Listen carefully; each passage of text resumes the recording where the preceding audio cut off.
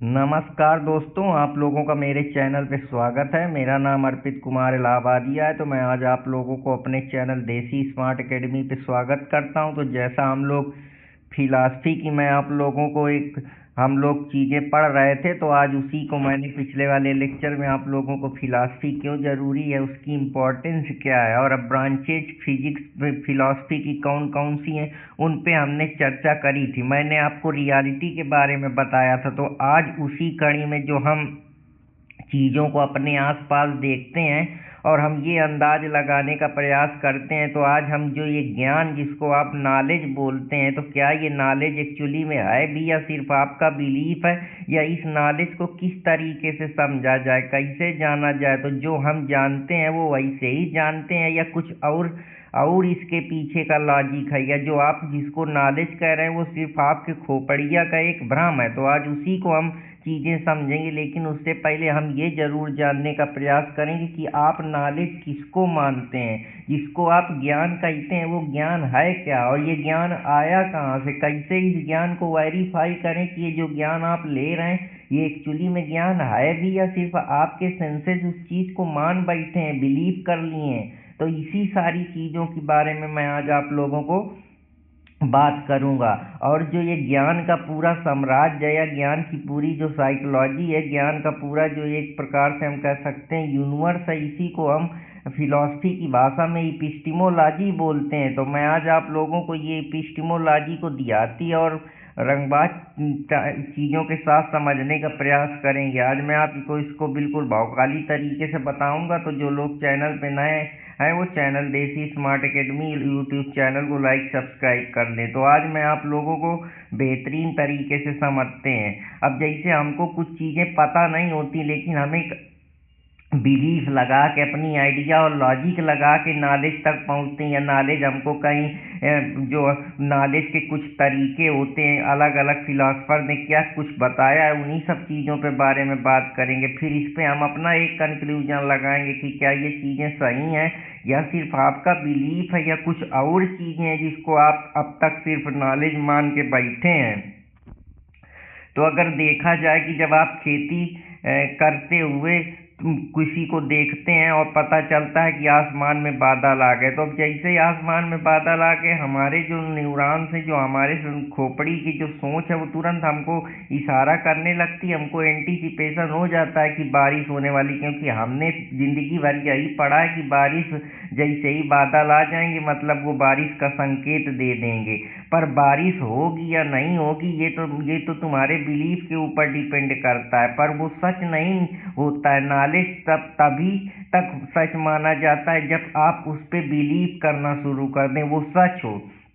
अब जैसे मान लीजिए आप बैठे हैं, अचानक से कोई पंखा चला दे और पंखा से हवा आने लगे, तो आपका मन जो है वो उस चीज़ को तुरंत भाप लेगा, बिलीव कर लेगा कि हाँ मेरे को हवा लग रही है, मतलब पंखा चल रहा है। तो बस इसी प्रकार से नॉलेज काम करता है। जैसे कहीं धुआं उठा तो आपको ये समझ में आ जाएगा कि आग ही जल रही, क्योंकि आपने उसको पहले एक्सपीरियंस करा है। तो ये जो आप अनुभव लेते हैं, जैसे आपने पानी पिया और आपके इंद्रियों को सुख मिला, तो आपको पता चल गया कि हाँ पानी जो है मैंने पिया। तो जब आप उस चीज़ का अनुभव करते हैं, तैसे जैसे आपने गरम गरम खाना खाया, आपके जीभ में लगा तो आपको पता चला। तो नॉलेज यही है। तो नॉलेज क्या है? नॉलेज वही है जो हमको हमारे अनुभव से प्राप्त होता है। लॉजिक से भी चीज़ें हमको मिलती। कभी कभी हम इन्फ्रेंस ड्रान करते हैं कि धुआं उठ रहा है तो पक्का यहाँ पे कहीं ना कहीं जो है आग जली होगी। अगर हवा आ रही है तो पक्का कहीं ना कहीं हवा चल रही होगी, तभी हमको हवा लग रही है। और हमारे खोपड़िया में घाम लग रहा है तो पक्का कहीं ना कहीं गर्मी होगी। तो इस तरीके की जब हम चीज़ें हैं तो ये हम इन्फ्रेंस से निकालते हैं। तो ये नॉलेज के कुछ तरीके हैं जहाँ हम सीधा प्रत्यक्ष रूप से प्रमाण के बारे में बात करते हैं कि वो हमको हमारी आंखों से दिखता है। जैसे कि ये बोर्ड है, ये कूलर है। हो सकता है कि जिसको हम नॉलेज मान के बैठे हैं, आपके यहाँ कूलर बोला जाता है, इंग्लैंड में जो लोग होते हैं फैन बोलते हैं, और जैसे सऊदी अरबिया में पता नहीं वो क्या बोलते हैं। तो है तो वही चीज, लेकिन सोचने का अलग अलग नजरिया है। तो आप किसको नॉलेज बोल रहे हैं? ये आपका बिलीफ ही तो है जिसको आप नॉलेज कह रहे हैं। आप जिसको नॉलेज कह रहे हैं दूसरे कंट्री वाले उसी चीज को दूसरी तरीके से समझ रहे हैं, तो कैसे नॉलेज सेम हो सकता है? ये तो आपकी एक सोच का परिवर्तन है। इसीलिए हम इसको वेरिएबिलिटी के स्केल पे रखते हैं कि ये वेरी करता है, डिफर करता है, एक जैसा नहीं है। तो ये चीज है, इसीलिए कोई इसको ट्रू भी मानता है, कोई मानता है कि ये सब भ्रम है। तो ये माया की जो फिलॉसफी मैं पिछले वाले लेक्चर में पढ़ाया था, ये बहुत हार्ड है, इसको समझना इतना आसान नहीं है। ऐसे ही है कि सपना आया गायब हो गया, तो बस वैसे ही नॉलेज है, जैसा आप अपने दिमाग में इमेज बना लेंगे। इसीलिए कहते हैं जैसी आप दुनिया देखना चाहते हैं वैसी आपको दुनिया दिखती है। तो आशा करता हूँ कि आप लोगों को ये भी समझ में आया होगा। कोई लोग होते हैं जो रीजन पे बिलीव करते हैं, तो प्लेटो ने कहा है कि नॉलेज वही है जहाँ पे हमारा बिलीफ जो है वो उसको जस्टिफाई करे। ऐसे नहीं कि समाज में कुछ चीजें चल रही तो बस मान लो कि ये फलानी प्रथा है, ये फलाना ट्रेडिशन चल रहा है, हमारे यहाँ ऐसा ही होता है, तो ये जो रीलें चलती हैं इस इनसे थोड़ा बाहर थोड़ा अपनी बुद्धि लगाइए। ऐसे नहीं कि गाय को मानने माता है हमारी अंधभक्तों की तरह, फिर इसके बाद मानने लगे कि सारा धर्म से चल रहा है, ये है वो है, लाजी काजी कुछ लगाओ ना। इन जो बड़े बड़े महात्मा बाबा बने बैठे हैं, करोड़ों अरबों छोटे छोटे बच्चों को तुम लोग फैन बना देते हो, जिनको अभी ककारा कऊद नहीं है वो बाबा बने बैठे हैं। और यहाँ पढ़े लिखे जो हैं वो आराम से बेरोजगारी के वो कर रहे हैं, देश चला रहे हैं नेता, और तुम लोग हो उनको भगवान मानते हो। जो बड़े बड़े सेलिब्रिटी हैं उनको 3-3 4-4 करोड़ रुपया पैसा मिलता है, और तुम क्या, तुम लोग मेहनत नहीं करते क्या? दिन भर लगे रहते हो, कंपटीशन का तैयारी करते हो, इसके बाद नहीं हुआ तो ताने भी सुनते हो। उनको क्या, उनकी मेहनत का उनको परिणाम मिलता है, तुमको क्या मिलता है? एक नौकरी नहीं पाए तो बेकार हो गए। तो इस बात को समझो, जब तक नहीं समझोगे ऐसे ही भ्रम में जीते रहोगे। ये सब चीजें आप लोगों को बहुत जरूरी है, इसलिए सही ज्ञान अर्जित करिए, किसी को अंधभक्त ना बनिए, ना भगवान किसी को मानिए। जो सही लगे, जो आपका बुद्धि विवेक का है उस आधार पे चलिए, रीजन लॉजिक पे चलिए, तर्क पे चलिए, फिलॉसफी पढ़िए, चीजों को जानिए, सिर्फ तभी चीजों पे परिवर्तन होगा। तो ये जो सोर्स है नॉलेज का, ये अलग अलग जो बुद्धिमान लोग हैं, ज्ञानी लोग हैं, उन्होंने नॉलेज को एक अलग अलग परसेप्शन तरीके से रखा है कि जो देख कर समझा जाता है, एरिस्टोटल बोलते हैं वही परसेप्शन है। जैसे हमने बचपन से हमारे दिमाग में डाल दिया गया है कि ये जो बैठने की चीज है इसको कुर्सी बोलते हैं, और इंग्लैंड वालों के खोपड़िया में डाल दिया गया है कि नहीं ये कुर्सी नहीं है, ये चेयर है। उनसे कहोगे ये क्या है तो कहेंगे भैया ये चेयर है। वही एक इंडियन आदमी को बैठा दो तो वो कहने लगेगा भैया ये कुर्सी है। सऊदी वाले को बैठाल दोगे तो वो कुछ और बकेगा। तो कैसे आप कह सकते हैं कि नॉलेज जो है वो सेम है, जो बड़े बड़े अपने को ज्ञाता बने बैठे हैं? तो इस तरीके से आप चीजें समझिए, रीजन के तर्क से है। डिकार्ड कहता है कि मैं सोच पा रहा हूँ, मतलब मैं अपने में डाउट कर पा रहा हूँ तभी तो मैं हूँ। अगर मैं मान लूँ कि मैं एक ही चीज जो मेरे अंदर डाउट ही नहीं पैदा हो रहा है तो कैसे मैं सत्य तक पहुंचूंगा? तभी वो एग्जिस्टेंशियल फिलॉसफर है कि पहले मेरा एग्जिस्टेंस है तभी मैं मीनिंग बनाऊंगा। जब तुम इस धरती पे होगे नहीं तो तुम क्या क्रिएट करोगे? सिर्फ चमचागिरी करने से थोड़ा क्रिएशन होगा। क्रिएशन करने के लिए पहले इस धरती पे आना होगा, तब होगा। तो वो रीजन तर्क से डिकार्ड कहता है चलेगा। वैसे बहुत सारी चीजें हैं, तुम उसको पूर्ण रूप से सत्य मानने की तरफ चल जाते हो। आंतरिक जो तुम्हारे मन को बोध हो जाता है, जो तुम्हारी बुद्धि है उसमें टसल। अब भाई दो लोग लड़ पड़ते हैं आपस में कि उनके विवेक बुद्धि नहीं बैठती है, जो तुम कहते हो वो उसको समझ नहीं पाता, और जहाँ दोनों का तालमेल बन गया तो बस वहीं से उनका आंतरिक बोध शुरू हो जाता है। तो जब अंदर से वो हो जाते हैं तो उनको आभास होने लगता है, जिसको हम लोग आभास बोलते हैं। कहते हैं नहीं भगवान कोई सपना मेरे अंदर आया था। जो और ट्रेडिशनल सोसाइटी वाले हैं, या झाड़ फूंक या जादू टोना या चमत्कार, ये फलाने बाबा ढिकाने बाबा हैं, तो कांट कहता है वो इंस्टीट्यूशन है। तो आशा करता हूँ कि आप लोगों को ये भी पसंद आया होगा। जॉन लॉक कहता है हम चीजों को अनुभव से जानते हैं। जब आप छोटे थे तब आपको बताया जाता था 10 पढ़ लो, फिर बताया गया 12 पढ़ लो, फिर जब 12 पढ़ लिए तो बीए कर लो, फिर बीए कर लिए तो एक नौकरी मिल गई। पहले का कहा 12 पढ़ो तो नौकरी मिली तो जिंदगी बदल जाएगी। जब नौकरी मिली तो पता लगा कि और दर्द है, फिर पता लगा कि अब दिन भर काम ही कर रहे हैं, अपने लिए समय नहीं निकाल पा रहे हैं पर्सनली। तो ये सब कैसे आया? जब अनुभव करे, खाए तो पता चला कि हाँ यार ये खाना का स्वाद है, पानी पिए तो ये पानी का स्वाद है, नहाए तो तुम्हारे मन को तर तर मिला तो पता चला ये अनुभव है। इसी प्रकार से घूमे टाले तो उसका अलग सुख मिला, किताब पढ़े तो उसका अपना अलग अनुभव मिला। तो ये जिंदगी अनुभव ही तो है। कुछ धंधा करे उसमें घाटा मुनाफा लगा वो भी अनुभव है। तो जान कहता है कि हम एक्सपीरियंस से सीखते हैं। लॉजिक और एक्सपीरियंस बहुत जरूरी, एक्सपीरियंस से ही चीज़ें आती हैं। बिना एक्सपीरियंस के आपको थोड़े कुछ परिवर्तन होगा। जब आपने जूता पहना तो आपको लगा कि हाँ ये जूता मेरे पैर पे अच्छा लग रहा है, वो भी एक एक्सपीरियंस है। खाया पिया दोस्त यार बनाए वो भी एक एक्सपीरियंस का पार्ट है। जॉन लॉक ऐसा बोलता है। तो ये सब चीज़ें फिर कुछ हमारे महात्मा बड़े बड़े हैं जिन्होंने अपनी थिंकिंग को किसी किताब में लिख दिया या किसी स्क्रिप्चर में कि ये महाभारत है, ये तुम्हारी रामायण है, ये क्रिश्चियनिटी के बारे में है, ये तुम्हारी बाइबल है, ये तुम्हारी इस्लाम की जो किताब कुरान है, ये कोई गुरु के शब्द हैं, ये फलाना गुरुवाणी है। तो वो उनके प्रमाण है जो उन्होंने अपने हिसाब से उन शब्दों को अपनी रचना दी। हो सकता है तुम्हारा कॉन्फ्लिक्ट हो, तुम उन चीज़ों को न मानो तो किसी को भगवान मानने को थोड़े आवश्यकता है। जो तुम अनुभव कर रहे हो, जो तुम जान रहे हो, उस चीज़ पे अपना बिलीफ रखो, जिंदा रखो। पता नहीं क्या सच्चाई है तो तभी समझ में आएगा ना जब तुम उस चीज़ का अनुभव करोगे। तो सबसे बड़ा जीवन में अनुभव है, जैसा जॉन लॉक बोलते हैं। जब मैं इनको डिटेल में इनकी आइडियोलॉजी बताऊंगा तो फिर हम और गहरे उतरेंगे। वेस्टर्न थ्योरी जो कहती है कि नॉलेज हमको अनुभव से ही मिलता है, जिसको वो एक भाषा में इंपीरियलिज्म बोलते हैं कि ऑब्जर्वेशन करिए। जैसे अल्बर्ट बंडूरा है साइकोलॉजी में, उन्होंने ऑब्जर्वेशन करा कि अगर हम हाथ जोड़ते हैं तो हम उनको ऑब्जर्व करते हैं, जैसा हम समाज में देखते हैं वैसा ही सीखते हैं। अगर कहीं पे क्रिकेट मैच मच रहा है तो हम 50 लोग देखते हैं कि हाँ विराट कोहली अच्छा कर, तो हम भी वैसे ही शर्ट पहनना शुरू कर देते हैं। फलाना सिंगर अच्छा गाता है तो हम भी उसके जैसे गाना गाने लगते हैं।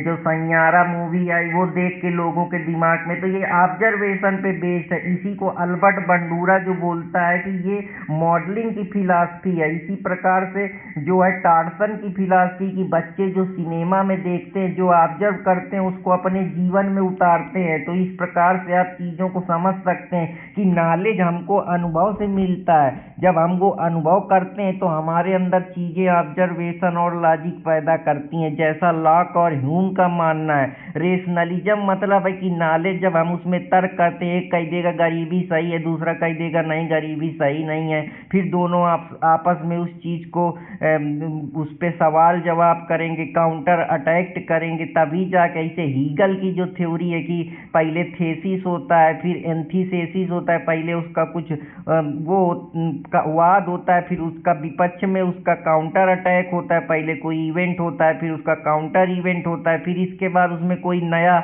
जो चीज़ है निकाली जाती है। तो इस प्रकार से जो हेगेलियन की फिलॉसफी है वो भी इसी तरीके से काम करती है। ऐसे ही आप जो देखते हैं कार्ल मार्क्स की जो पूरी है कि दोनों के बीच में झगड़ा होता है, प्रोलेटारियन क्लास और जो लेबर क्लास है उनमें लड़ाई होती है, फिर एक नई प्रजाति निकलती है जहाँ सब कुछ बराबर हो जाता है। तो बस ऐसे ही है जो ये चीज़ें चल रही हैं कि आप अपनी बुद्धि रेशनलिज्म माइंड का यूज करके, तर्क विवेक का यूज करके, बुद्धि का यूज करके जब नॉलेज तक पहुंचते हैं तो डिकार्ड कहता है मैं सब चीज़ को पर तो डाउट कर सकता हूँ, पर अपने पे तो डाउट नहीं कर रहा हूँ। अगर मेरे पास डाउट आ रहा है इसका मतलब मेरा एग्जिस्टेंस है, मैं कुछ सोच पा रहा हूँ, तभी तो मैं डाउट कर पा रहा हूँ। यही बात स्पिनोजा ने भी बोली है। तो आशा करता हूँ कि आप लोगों को ये भी समझ में आया होगा।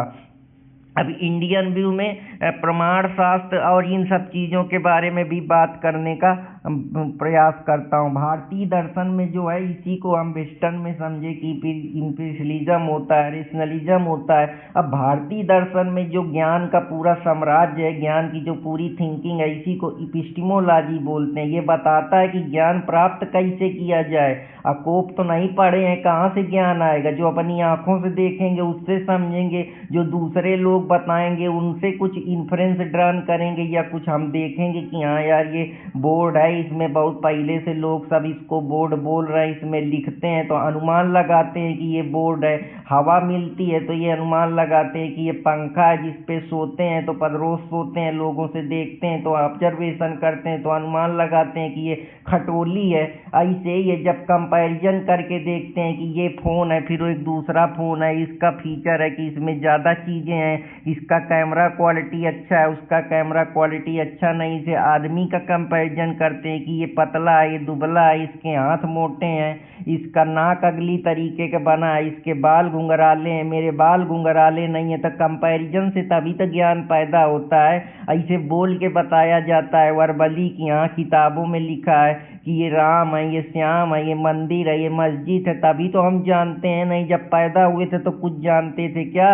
एक फिलासफर है जिसने कहा है कि जो ये माइंड है तबुला रासा है, शुरुआत में इम्पटी होता है, इसमें कुछ नहीं होता है। ये समाज से कुछ चीज़ें सीखता है, कुछ नॉलेज से सीखता है, कुछ इसके मेमोरी में चीज़ें जाती हैं। जैसा कि साइकोलॉजिस्ट जो हैं सिग्मंड फ्रॉइड कहते हैं कि आईडी ईडी सुपर ईगो का खिल्ला है। तो ये सब चीज़ें हैं जिसके बारे में हम डिटेल में बात करेंगे। तो ये सब चीज़ें जिसके बारे में अनुपलब्धि होता है, नॉन अप्रहेंशन के जरिए हम किसी चीज़ को जो है ये नॉलेज प्राप्त करने की एक अपनी थिंकिंग पैदा करते हैं। तो यहाँ जो फिलासफर है वो डाउट करता है कि क्या सच में रियलिटी एग्जिस्ट करती? जिसको तुम रियल मानते हो वो रियल है कहाँ? मैंने अभी दिखाया चेयर, कोई दूसरा बताता है, दूसरे कंट्री वाला कुछ दूसरा बताता है, दूसरा कोई दूसरे तरीके से सोचा है। अगर आप जर्मनी में पहुंच जाए, ऑस्ट्रेलियन, फ्रेंच, कनाडा, तो वो इन चीज़ों को दूसरे तरीके, उनके लैंग्वेज दूसरा है, सीखते दूसरे तरीके से। चीज़ें तो वही है लेकिन रियलिटी तो डिफर करती है ना। जिसको तुम रियल मानते हो जो वो सही चीज़ें, कुछ कहते मर्डर सही है, कुछ कहते मर्डर नहीं सही। तो ये इंटरप्रिटेशन का खेल है, शब्दों का सोचने का नज़रिया है। कोई कह देगा कि हाँ बाजा बाजी, तो कुछ लोग बजाने का मतलब दूसरा समझेंगे, कुछ सोचेंगे कि ये बजाने का मतलब कुछ दूसरा है, कुछ कहेंगे ड्रम बजा रहे हैं, कुछ कहेंगे नहीं हम रेडियो बजा रहे हैं। तो ये आपके माइंड का इरर ही तो है, जिसको जेएल मैकेंजी इरर थ्योरी के नाम से बताता है। तो मैं आपको बहुत एडवांस चीज़ें बता रहा हूँ और आशा करता हूँ कि आप लोगों को ये पसंद आएंगी। जैसा डिकार्ट ने कहा है कि मैं डाउट कर रहा हूँ, पर इसका मतलब क्या है? मैं एग्जिस्ट कर रहा हूँ तभी तो मैं डाउट कर रहा हूँ। मैं सोच पा रहा हूँ, इसका मतलब मैं इस संसार में हूँ, तो मेरा एग्जिस्टेंस ही नहीं है, तो मैं कैसे सोच पाऊंगा? बताओ, कोई आदमी मर जाता है, उसको जला दिया जा रहा है, वो सोच पा रहा है? परा है बहुना, उसको कुछ उदय नहीं है क्या चल रहा है। तो बस ऐसे ही सब चीज़ें चलती हैं। तो प्रैक्टिकल एग्जाम्पल हमको यही बताता है। लॉ में जैसे अगर इसका एप्लीकेशन देख ले तो एविडेंस के जरिए और एपिस्टेमोलॉजी का ही तो बेस है जिससे हम प्रूव करते हैं कि ये नॉलेज है। इस आदमी ने मर्डर करा, ये इससे मिला, ये सामान लाया, इसकी इससे ये बात हुई, ये कॉल रिकॉर्डिंग हुई, इसके बाद इसने इससे पैसे लिए, इसको मारने के लिए इन लोगों का कनेक्शन था। तो ये एविडेंस कैसे, ज्ञान जो है उनकी कड़ियाँ जोड़ के, जो मैं आपको रेस जेस्टे का प्रिंसिपल पढ़ाता हूँ लॉ में, वो किस तरीके से काम करता है, ऐसे ही काम करता है। साइंस में हम जब ये अपना मुक्का मारते हैं, मुक्का का जो बैक है वो रिएक्शन हमको दोबारा से वो करता है। बंदूक चलाते हैं, गोली आगे जाती, पीछे धक्का मारती है। तो ये हम एक्सपीरियंस ही तो सीख रहे हैं। जो हमारे न्यूरॉन्स है, जो हमारे सेल्स हैं, जो हमारे केमिकल न्यूरोमीटर है न्यूरो साइंस में, वो तब हमको ट्रिगर करते हैं, हमारे अंदर जो है इलेक्ट्रिक इम्पल्स पैदा करते हैं। जो हमारे शरीर में हार्मोन्स हैं उनमें जो मूड स्विंग होता है या हमको चीज़ें पता चलती हैं, तो वो हम कैसे जानते हैं? उनको वेरीफाई करते हैं, एक्सपीरियंस करते हैं, तभी तो हम उनको साइंस पे यूज करते हैं।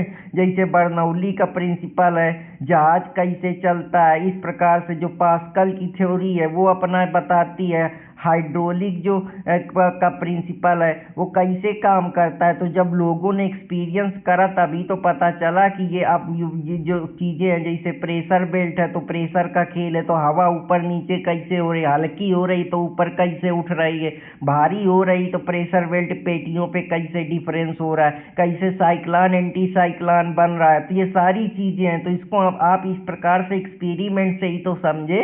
तो फिलॉसफी सबका बाप है, कोई भी सब सब्जेक्ट हो बिना फिलॉसफी के अधूरा है, क्योंकि फिलॉसफी जीना सिखाती है, फिलॉसफी आपकी थिंकिंग बदलती है, फिलॉसफी आपको सोचने पे मजबूर करती है। डेली लाइफ में हर जगह इपिस्टिमोलॉजी का खेला है। ऐसे ही नहीं सच मान लेना कोई बाबा ज्ञान देने आ गया, कोई कुछ भी बकने आ गया और तुम उसको सही मान के बैठ गए। अपना लॉजिक लगाओ, अपनी बुद्धि लगाओ, गहराई तक उतरो, चीज़ों को समझो, तभी जो है तुम सच्चाई पे उतर पाओगे, चीज़ों को जान पाएगा। नहीं ऐसे रीढ़ियाँ सदियों से चली आ रही, सदियों से बेवकूफ़ बनाया जा रहा है, ऐसे ही बेवकूफ़ बनते रहोगे और तुमको लोग लूटते रहेंगे, तुम्हारे पीछे कांड होगा और तुमको कहा कि ये किसने करा किसने करा। जैसे अभी दिल्ली में हो गया और तुम लोगों को, अंधभक्तों को यही लग रहा होगा कि हाँ बस ऐसे ही चल रहा है। तो अंधभक्त बनिए, लेकिन उनका बनिए जो आपको कुछ ऐसा बता दे जिसको लगे कि हाँ ये कुछ में रियलिटी। ऐसों का बंद भक्त ना बनिए कि टोपा पहना पहना के